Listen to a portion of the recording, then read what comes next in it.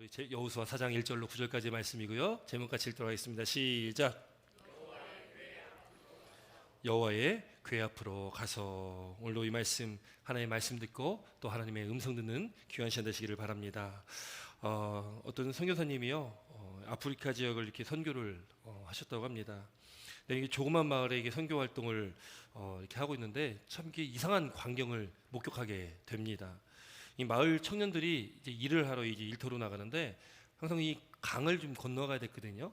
근데 뭐 이게 아프리카 오지니까 뭐 다리가 있는 게 아니잖아요. 그래서 강을 이렇게 건너가야 되는데, 아니 보니까 사람들이 이렇게 품에 이렇게 돌 하나, 큰 돌을 하나씩 이렇게 짊어지고 강으로 막 이렇게 들어가는 거예요. 그게 너무 신기해가지고 지나가던 청년한테 아니 왜 사람들이 이게 돌을 짊어지고 가냐고 그랬더니 그 청년이 이 선교사님한테 그랬다고 합니다. 아, 저 돌은요 생명의 돌입니다. 생명의 돌이라는 거예요. 선교사님이 너무 의아해가지고 어쨌든 그때 이제 선교사님도 강을 좀 건너야 됐는데 청년이 돌 하나 큼지막한 거를 이 선교사님 가슴팍에 팍 주는 겁니다. 그게 뭣도 모르고 이제 그 돌을 안고, 뭐 다른 사람들 다 안고 가니까 이 선교사님도 안고 물속으로 들어갑니다. 어느 정도 걸어가고 이제 강 중간 가운데 정도 다가가는데 물살이 얼마나 센지요. 이 돌이 없으면 그냥 밀려 쓸려 나갈 정도의 물살이었던 것입니다. 선교사님이 그때 깨달았다는 거죠. 아, 이 청년이 이게 생명의 돌이라고 했는데, 야, 이게 생명의 돌이 맞구나. 근데 이 돌이 없었으면 여기서 그냥 쓸려서 그냥 죽는 건데, 야, 이 돌이 내 무거워가지고 왜 돌 지고 가나 이상하게 생각했는데 이 돌이 나를 살리는구나 라고 그렇게 깨닫게 되었다는 겁니다. 여러분, 이 생명의 돌과 같은 돌, 이 질 때는 힘들겠죠. 뭐 조그만 돌이기나 하겠습니까? 그 무게를 더 주려면 어느 정도 크기가 돼야 되고 무게가 되지 않겠습니까? 그 힘든 돌을 물 밖에서부터 들고 가야 되는 그 고통과 어려움이 있지 않겠습니까? 여러분들, 우리 믿음 생활도 그렇지 않을까요? 여러분, 믿음 생활하니까 어떻습니까? 믿음 생활이 쉽습니까? 어렵습니까? 예수 믿고 살아간다는 게 쉽습니까? 어렵습니까? 우리 성도님들은 마냥 행복하시죠? 그러십니까? 표정 보니까 다들 아니신 것 같아요. 이 믿음 생활한다는 게, 또 예수님 믿고 산다는 게 쉽지는 않습니다. 차라리 예수님 믿지 않았으면, 차라리 예수 믿지 않고 산다면 어쩌면 더 마음이 편할지도 모르겠습니다. 아니, 예수 믿고 성경책 보니까 뭘 이렇게 하지 말라는 게 많은지, 먹지 말라, 하지 말라, 이거 하면 안 된다, 저거 하면 안 된다, 맨날 그런 내용들이 참 많잖아요. 너무 힘든 거죠. 하지 말라고 하면 더 하고 싶은 게 인간의 마음인데 성경이 하지 말라는 게 많이 나오니까 성경책 말씀 이렇게 보기가 참 어렵지 않습니까? 말씀 보면 너무 무겁고 뭔가 자꾸 이렇게 거리끼는 것 같고 그런 마음 들지 않습니까? 안 드시죠. 우리 성도님 열심히 또 믿음 생활 하시니까 안 드시리라 믿습니다. 여러분, 그렇지만 사실 우리가 신앙생활 한다는 것이 참 쉽지만은 않습니다. 어렵죠. 그래서 오죽하면 예수님께서도 나를 따르려거든 자기를 부인하고 자기 십자가를 져라라고 말씀하시겠습니까? 자기 부인하고 내가 십자가를 지고 간다는 게 참 어려운 길입니다. 어쩌면 이 무거운 돌을 짊어지고 가는 그 사람들처럼 왜 저걸 져야 될까? 왜 저 무거운 돌을 짊어지고 물에 들어갈까? 이해 안 되죠. 그런데 그 무거운 돌이 날 살리는 겁니다. 그 무거운 돌이 나를 구원해 주는 것이죠. 여러분, 우리가 믿음이 참 어렵습니다.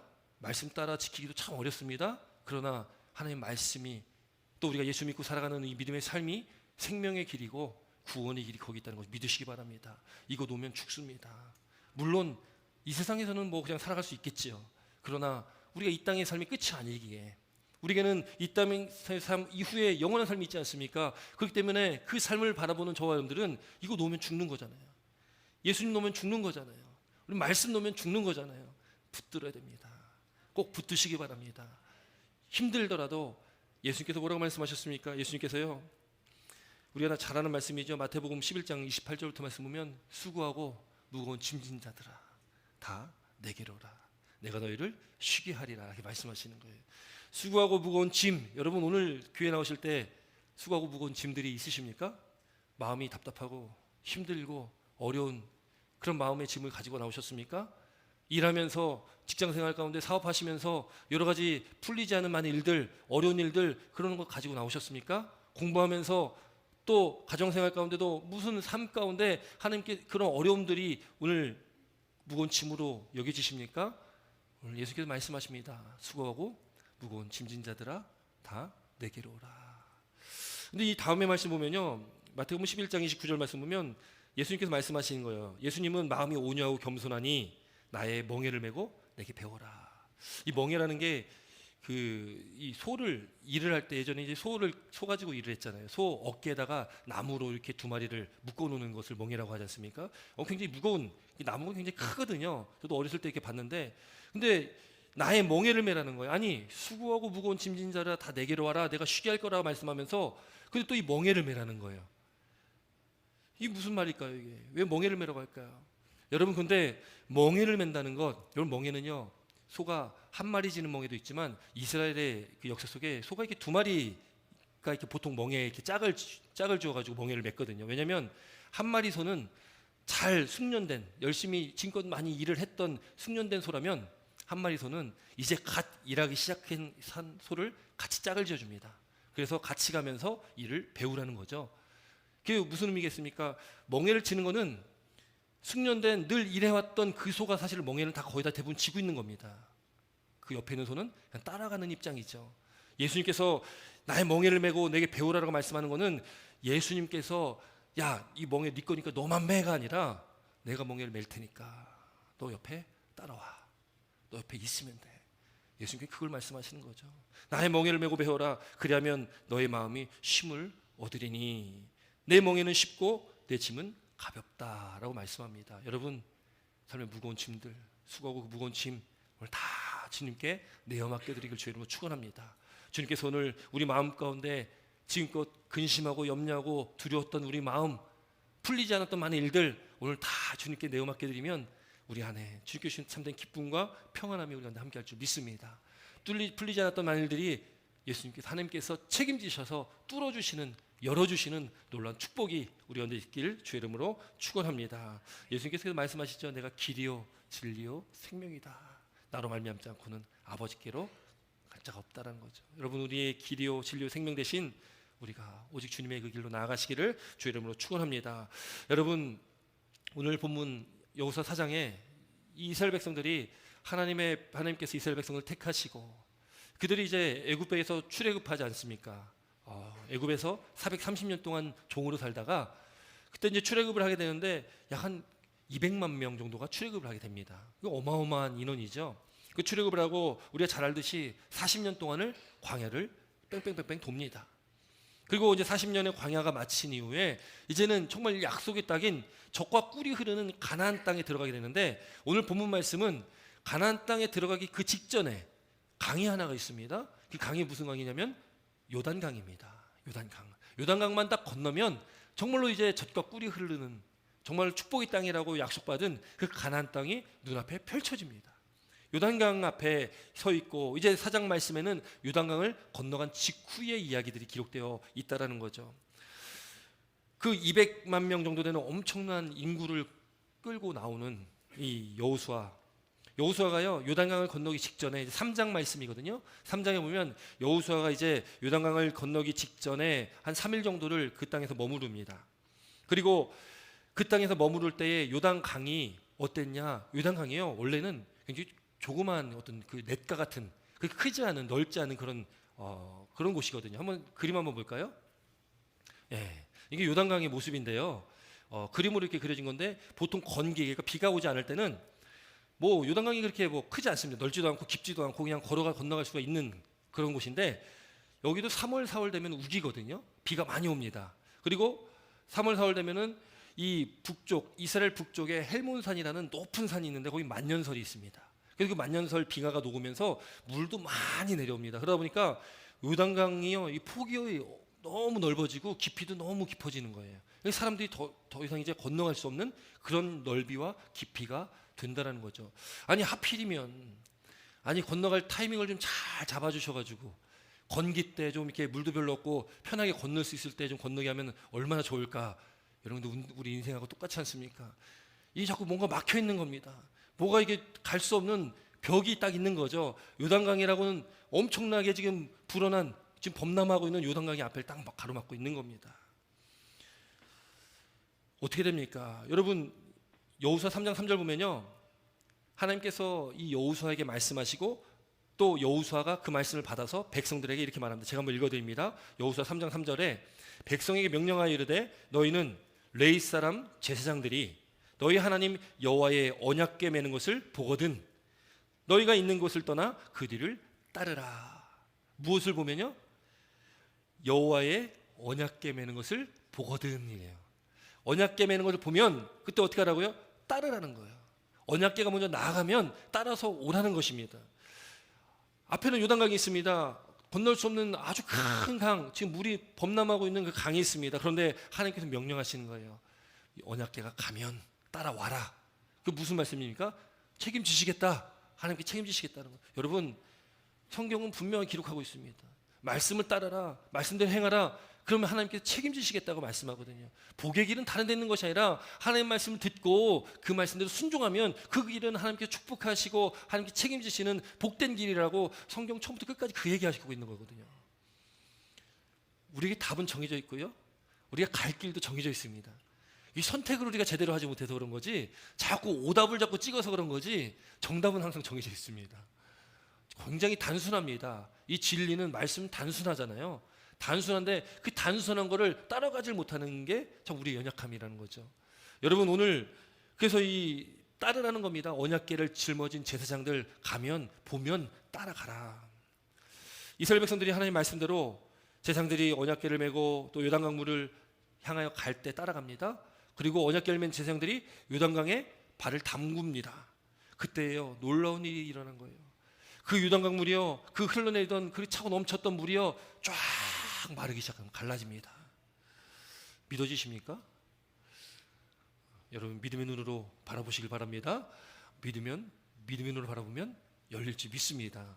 어떤 막혀있는 것도 우리 믿음의 눈을 보면 보이지, 믿음의 눈을 들어보면 보이는 분 계시니 바로 그분이 예수님이시고 이 천지 만물 창조하신 하나님이십니다.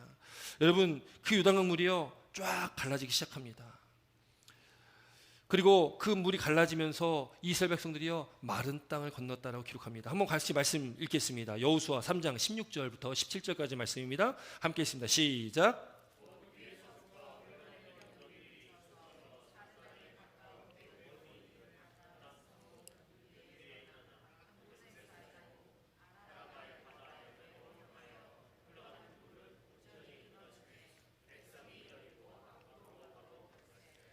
여호와의 권약궤를 맨 제사장들은 요단 가운데 마른 땅에 굳게 섰고 그 모든 백성이 요단을 건너기를 마칠 때까지 모든 이스라엘은 그 마른 땅으로 건너갔더라. 아멘.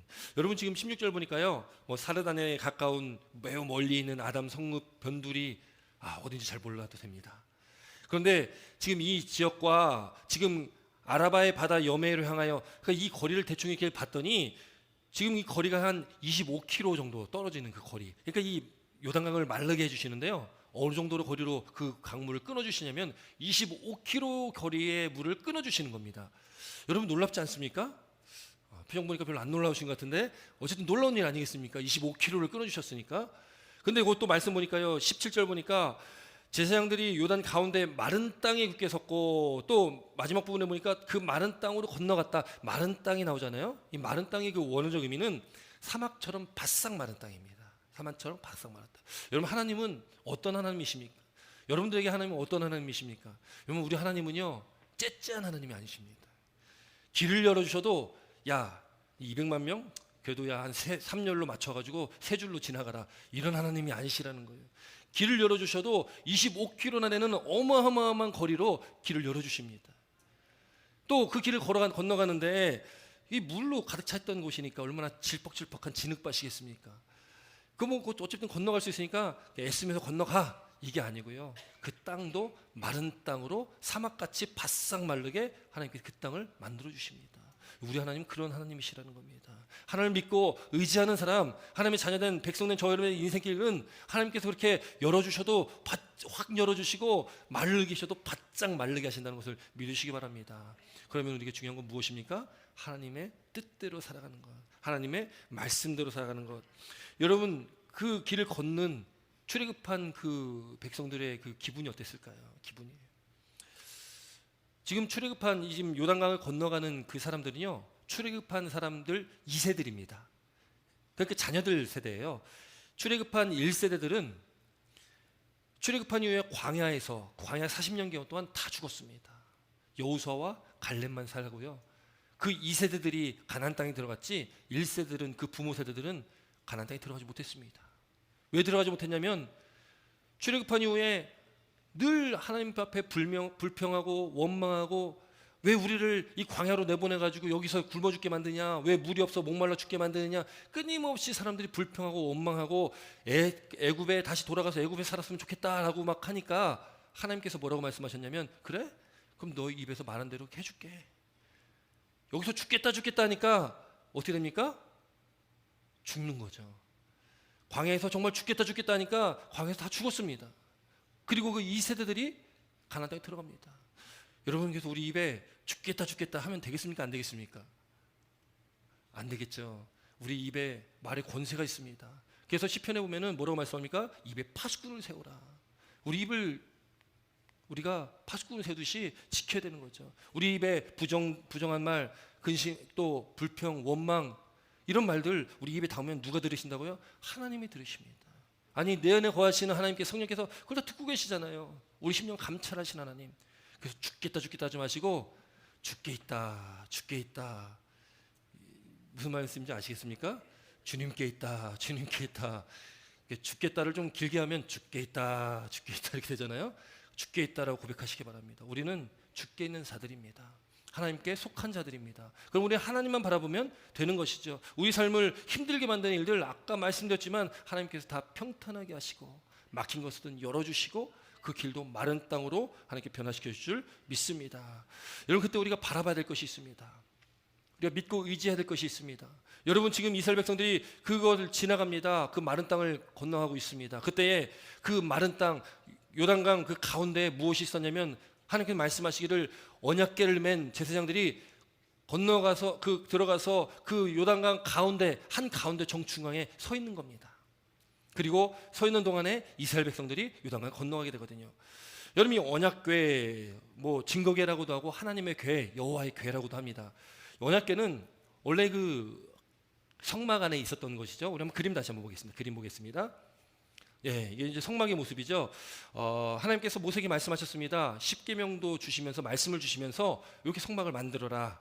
그래서 40년 동안 광야 생활할 때에 그 200만 명 되는 그 많은 인구들, 12지파잖아요. 12개 지파인데 12개 지파가 광야를 걷다가 하나님께서 서라 하면 거기 서가지고 다시 거기다 천막을 짓고서 거기서 지내다가 또 하나님께서 또 가라 하면 또 움직였거든요.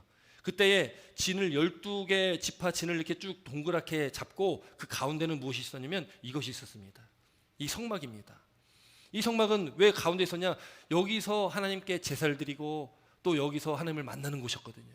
이 진 가운데 이 성막이 위치했습니다. 지금 가운데 불꽃이 타오르는 곳이 번제단입니다. 거기가 제물들을 불살아서 하나님께 올려드린 곳이고, 그리고 천막으로 저 윗부분에 있는 것이 바로 저희가 성소와 지성소가 됩니다. 그 다음 사진도 한번 볼까요?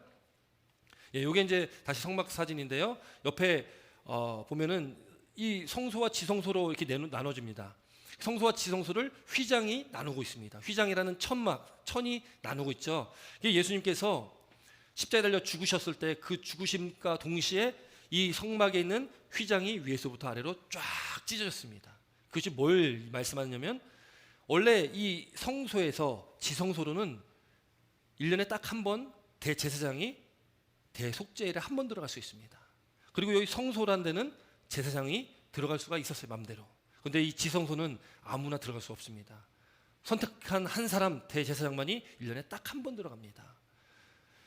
그 한 번 들어가서 하나님을 만나는 곳, 하나님의 말씀 듣는 곳인데 예수님께서 죽으심으로 그 문이 열린 겁니다. 1년에 한 명이 들어가는 거를 우리도 다 들어갈 수 있는 거예요.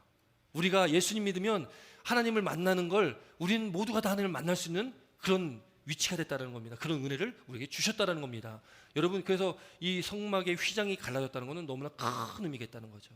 예수 그리스도를 통해서 하나님께 우리는 나아갈 수 있다. 하나님을 만날 수 있는 존재가 됐다. 이때는 하나님 못 만났습니다. 하나님 만나면 죽는 것이었습니다. 그래서 대제사장만 들어갔죠. 근데 여기 지성소 가운데 보면 지성소 가운데 있는 거에 증거궤라고 써 있는데 이것이 언약궤, 또 하나님의 궤, 여호와의 궤입니다. 그 다음 사진 한번 볼까요? 이게 이제 언약궤 증거궤입니다. 요게 이제 가운데 있었던 것이고요.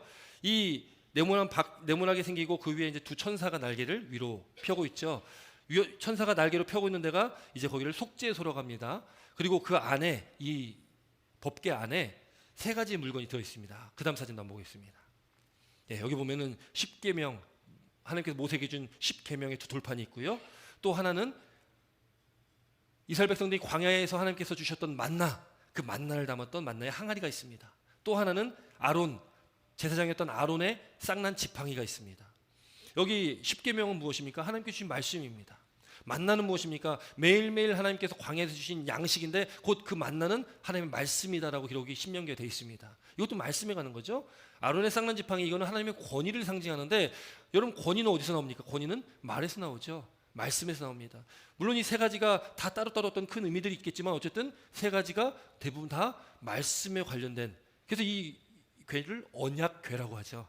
언약궤, 하나님의 말씀의 궤, 언약궤입니다. 이 언약궤가 그 요단강 가운데 있었던 겁니다. 제사장들이 이 언약궤를 짊어지고 있었던 것입니다.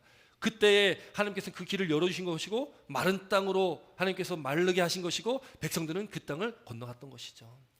아까 여호수아 3장 3절 말씀 나눴던 것처럼 제사장들이 언약궤를 짊어진 것 보면 따라가라. 언약궤는 하나님의 말씀입니다. 여러분, 우리 삶 가운데 하나님의 말씀이 살아 역사되어야 됩니다. 하나님의 말씀이 우리 삶의 중심에 있어야 됩니다. 그래서 지금 요단강 중앙에 이 언약궤가 위치하고 있는 것입니다. 오늘 말씀에는 그 언약궤가 중앙에 요단강 중앙에 있고 백성들이 다 이제 건너갔습니다. 그리고 이제 백성들에게 명령합니다. 지금 그 언약궤가 쓴 장소 요단강 가운데서 이 돌을 12개를 치해라. 12명을 각 지파에서 한 사람씩 보내서 12개를 돌을 치유해서 너희들이 지금 머무르는 그 땅에 그 12돌을 세워라라고 말씀하는 겁니다. 그것이 표징이 될 것이다. 그래서 이 지파에서 각 한 사람씩을 택해가지고 12명이 가가지고 그 돌을 가지고 옵니다. 그리고 자신들이 머물고 있는 그 지역에 12돌을 세웠다라는 거죠. 그것이 표징이 되었다. 우리 6절부터 말씀 한번 읽습니다. 6절부터 7절까지 말씀입니다. 6절부터 7절까지 말씀입니다. 시작.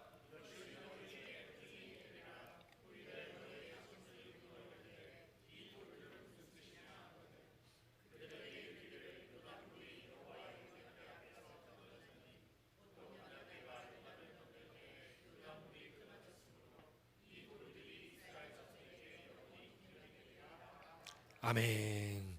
12개의 돌을 취해 갖고 나왔습니다. 그 돌은 표징입니다. 그 돌을 보면서 깨달아야 된다는 거죠. 무엇을요?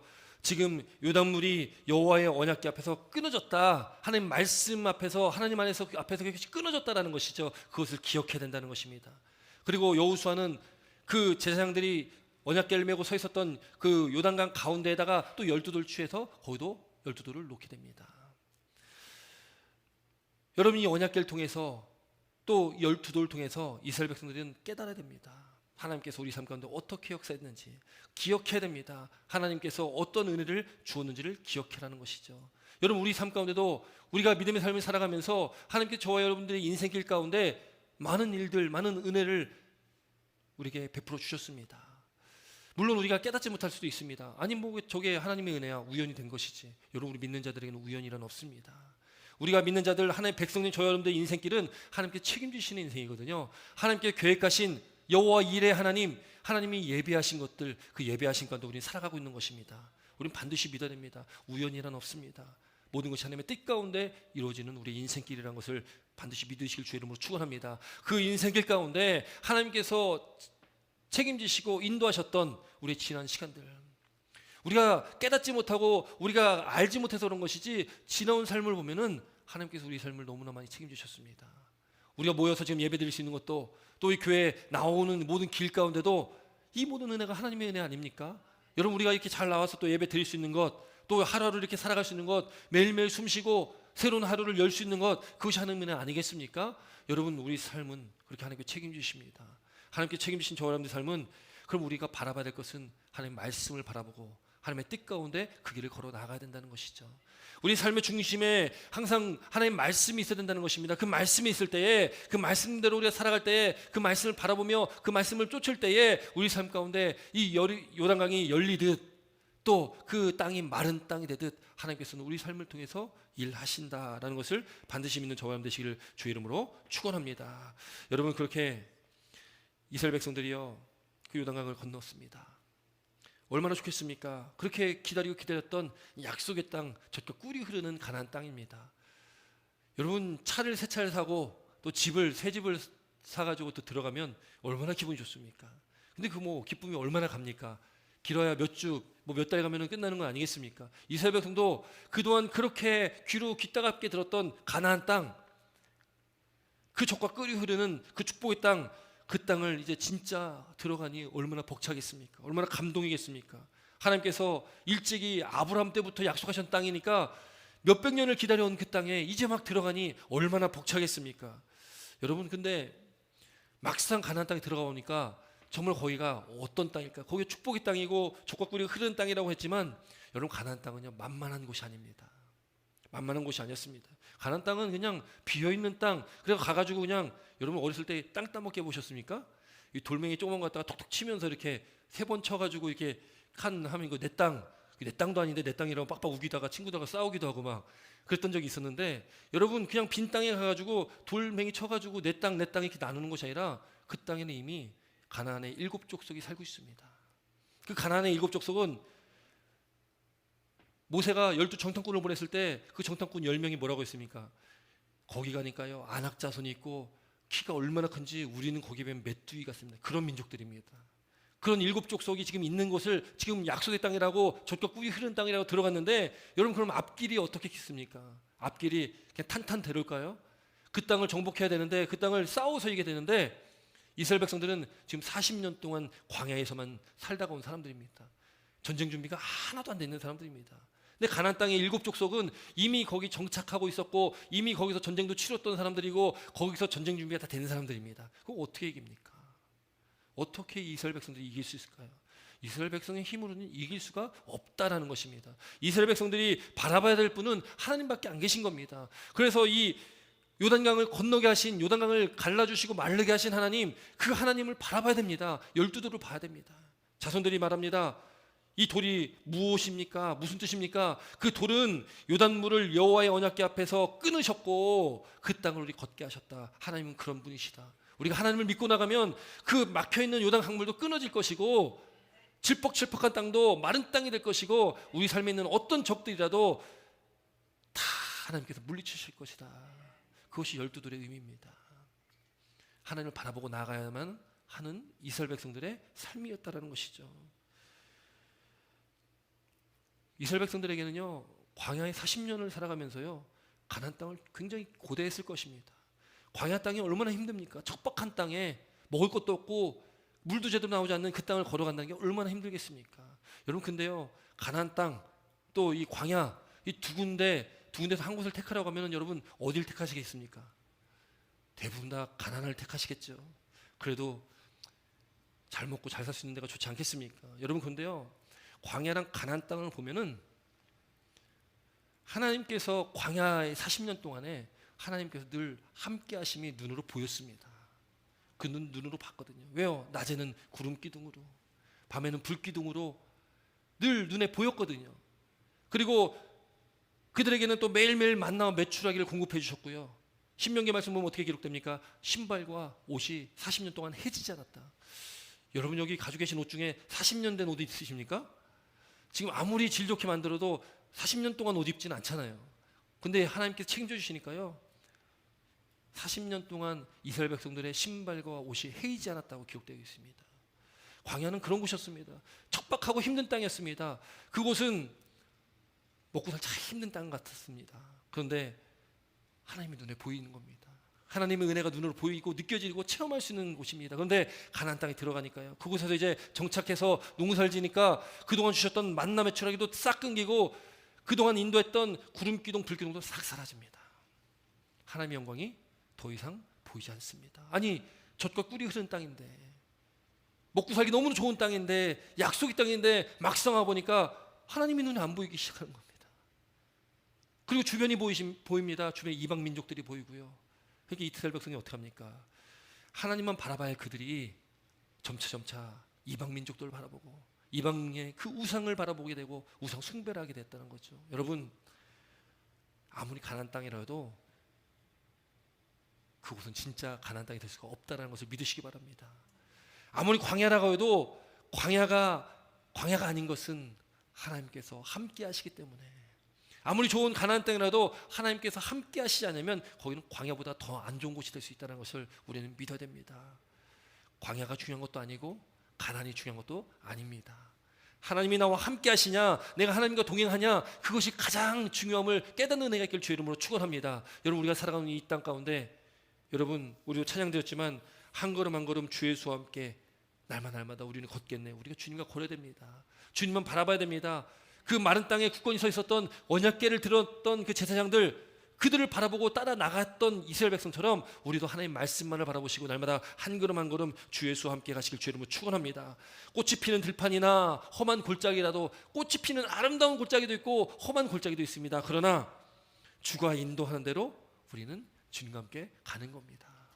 그러면 그곳이 하나님 나라요, 그곳이 천국이요, 그곳이 하나님의 은혜가 가득한 그런 복된 곳임을 믿는 저와 여러분 되시기를 주의 이름으로 축원합니다. 또 우리가 이제 한 주간의 삶을 살아갑니다. 이제 교회 문 밖을 나가면 또 세상이 펼쳐질 텐데, 그 한 걸음 한 걸음이 이제 나 혼자 살아가는 것이 아니고 내 마음대로 걸어가는 것이 아니라 살아계신 하나님, 우리가 바라봐야 할 그 대상, 하나님만을 바라보시고 하나님만을 따르시고 그 말씀 안에서 승리하시는 또 새로운 한 주 되시기를 주의 이름으로 축원합니다. 기도드리겠습니다.